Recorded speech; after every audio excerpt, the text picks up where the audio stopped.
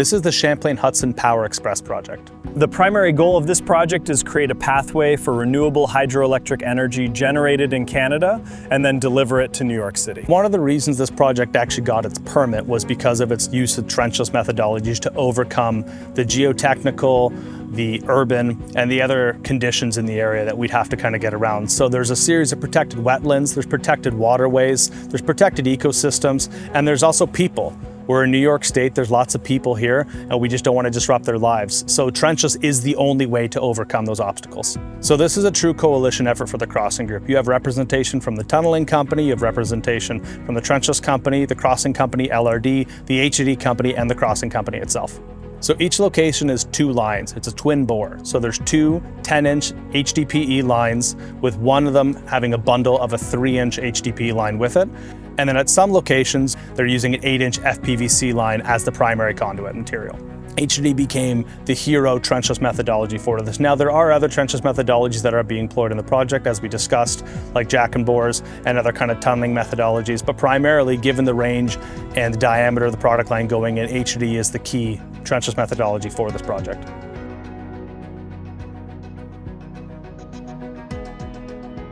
The crossing group is able to provide value for the project because of our toolbox. Our toolbox is huge, with 60 trenchless spreads at our disposal. We're able to bring in all the men and equipment in from all over the US and Canada to make sure that this pipeline gets installed efficiently and safely.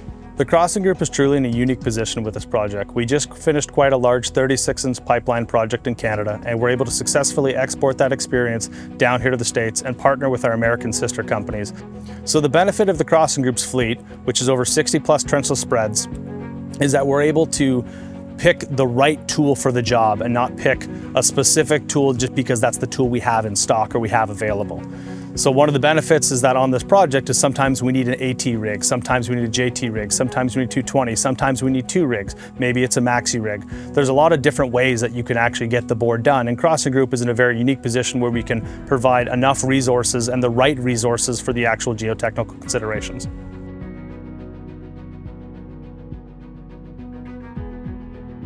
Some of the key obstacles primarily are geotechnical in nature.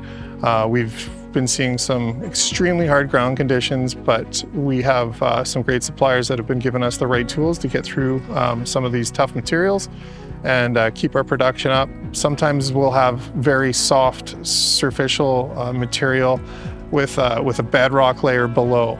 When we encounter materials like this, we need to install casing, and in some cases, we'll put an intersect rig where we'll have one rig on exit side and one rig on entry side. Those 2 bits will meet underground, we'll ream it out, and then finally pull the product. The rigs that Crossing Group selected for this project were both our light rig and maxi rig fleets. So for 220,000 pound rigs and under, Crossing Group considers that a light rig, and 330,000 pound rigs and higher, Crossing Group considers that a maxi rig. So we picked the right rigs for the job based off the distance, the geotechnical considerations. If there's successfully hard rock, you're going to need a bigger rig to get through it, and also the lengths of the bores. Specifically, eventually you'll tap out a light rig's capacity. So Crossing Group's fortunate to have both light and maxi rigs and the expertise to operate both. So we picked the right rig for the job based off the crossings.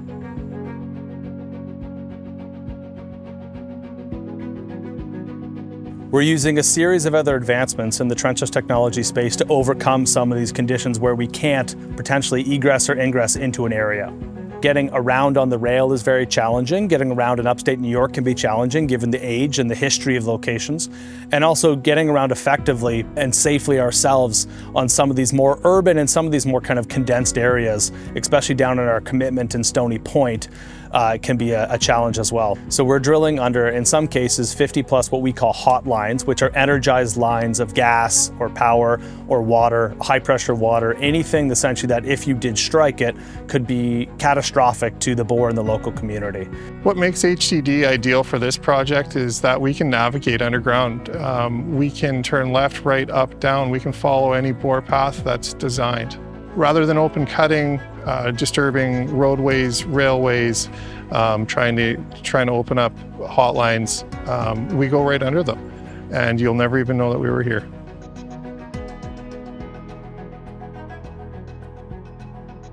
The key successes we have on this project internally for the group is the ability to operate in this kind of coalition and joint environment. This is the first time the group has truly operated with all the different divisions working together, and we're able to kind of leverage and export each other's best practices to succeed and deliver something which is truly unique.